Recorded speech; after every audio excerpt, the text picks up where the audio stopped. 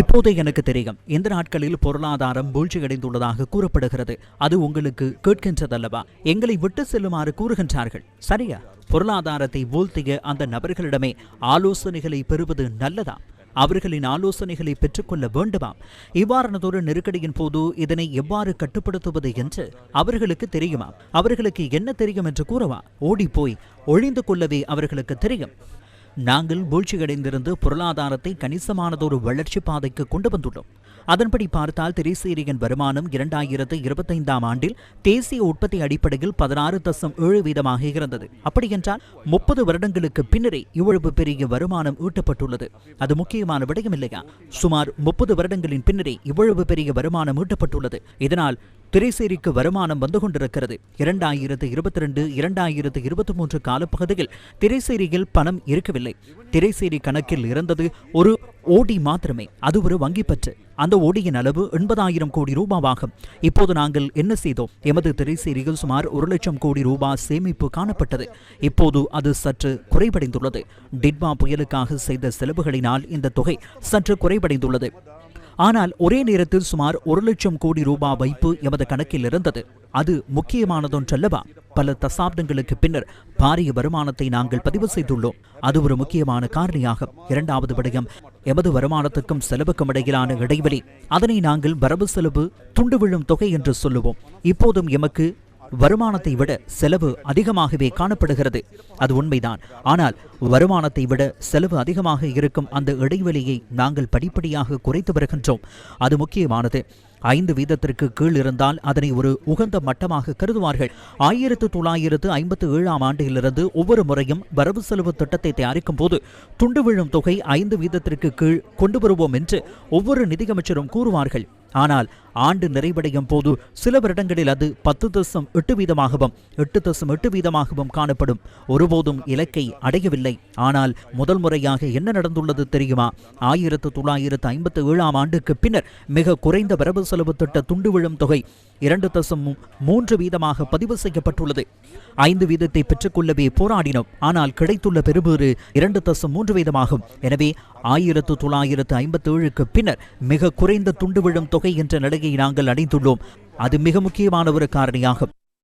மூன்றாவது விடயத்தை பார்த்தால், குறிப்பாக எமது நடைமுறை கணக்கு ஒரு வருடத்துக்கு எமக்கு டாலர் வரவு வைக்கப்படும், மீண்டும் டாலர் செலவு வைக்கப்படும். அதில் எப்போதும் நடப்பது என்னவென்றால், வரவை விட செலவே அதிகமாகும். கடந்த காலங்களில் 3 வருடங்கள் மாத்திரமே அது நேர்மறையாக காணப்பட்டுள்ளது. அதுவும் 300 மில்லியன் 350 மில்லியன் டாலர் என்ற அளவிலேயே காணப்பட்டுள்ளது. ஆனால் கடந்த வருடத்தில் எமது நடைமுறை கணக்கு மீதி 1700 மில்லியன் டாலரை தாண்டியுள்ளது. இலங்கை வரலாற்றிலேயே அதிகூடிய நடைமுறை கணக்கு மேலதிக மீதியை நாங்கள் கொண்டுள்ளோம். இது பொருளாதார ரீதியாக மிக முக்கியமான காரணியாகும். அடுத்ததாக ஆரம்ப கணக்கு, அதாவது அரசாங்கத்துக்கு கிடைக்கும் வருமானம் மற்றும் அரசாங்கத்தின் செலவு என்பனவற்றுக்கு இடையிலான மீதியாகும்.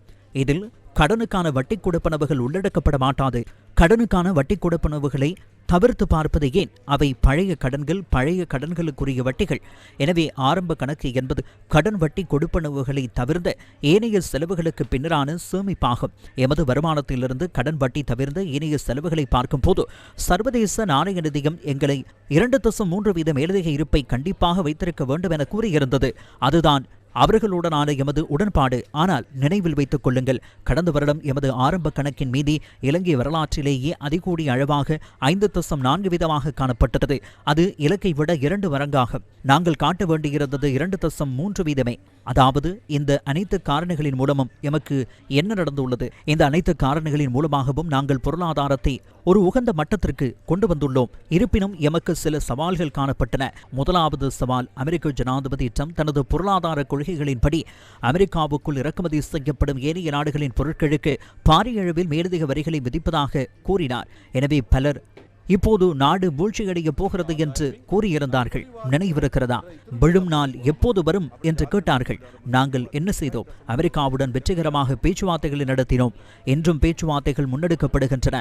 நாம் மிக விரைவில் இறுதி உடன்பாட்டுக்கு வந்து அமெரிக்காவுக்கான எமது ஏற்றுமதி சந்தையை பாதுகாப்போம். அடுத்ததாக எமக்கு வந்த அச்சுறுத்தல் டிட்வா புயல்.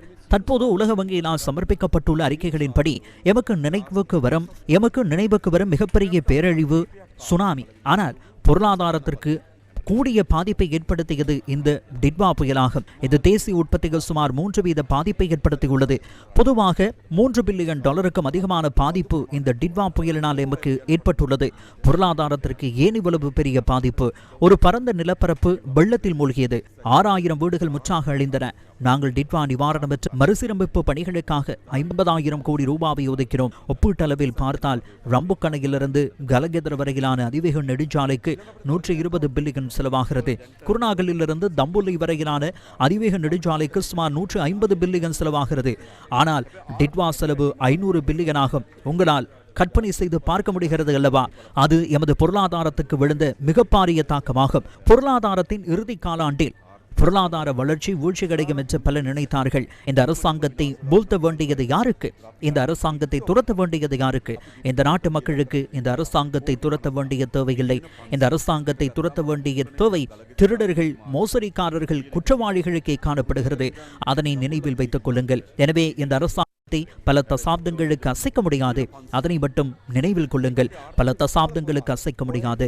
அது மட்டுமன்றி ஊழல்வாதிகளுக்கும் மோசடிக்காரர்களுக்கும் தண்டனை வழங்கப்படும். அதனால் தான் அவர்கள் அதிகமாக கலவரமடைகின்றார்கள். இப்போது தேர்தலுக்கு இன்னும் நீண்ட காலம் காணப்படுகிறது.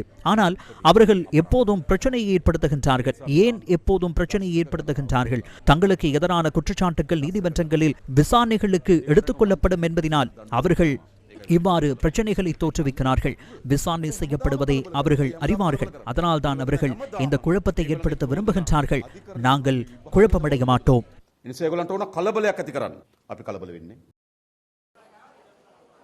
மாத்தறை நெல்வள ஆற்றை அண்டிய உவர்நீர் தடுப்பு அணையினால் ஏற்பட்ட வெள்ளத்தில் 2019-2022 காலப்பகுதியில் பாதிக்கப்பட்ட விவசாயிகளுக்கு இழப்பீடு வழங்கும் நிகழ்வு ஜனாதிபதி அனுரகுமார திசாநாயக்க தலைமையில் மாலிம்பட பிரதேச சபை மண்டபத்தில் இன்று முற்பகல் நடைபெற்றது.